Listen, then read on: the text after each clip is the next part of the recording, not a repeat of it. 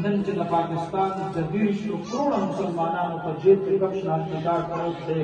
دا شناختی کارت چې تاسو جوړاو او د نادرانه فارم ډکاو، نو تاسو په یو بیان حلفي باندې په دې فارم کې دستخط کړی دی چې زه مسلمان یم،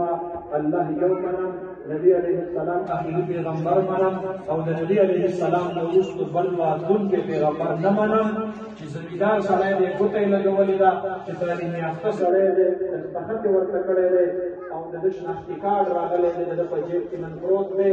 دا د پاکستان شناختی کارډ د ختم نبوت تصدیق دی. دا که د پی ټي آی والا ملګري په جیب کې پروت دی، دا که د مسلم لیګ والا ملګري په جیب کې پروت دی، دا که د اے پي والا ملګري په جیب کې پروت دی. خو د قیامت په ورځ چې الله رب العالمین ته پیش کېږو او په ټول عمر کې د ختم نبوت یو تصدیق مونږ او تاسو کړی، نو دا د نادرې په فارم کې شوی دی، دا د جمعیت علماء اسلام او د مفتي محمود دربار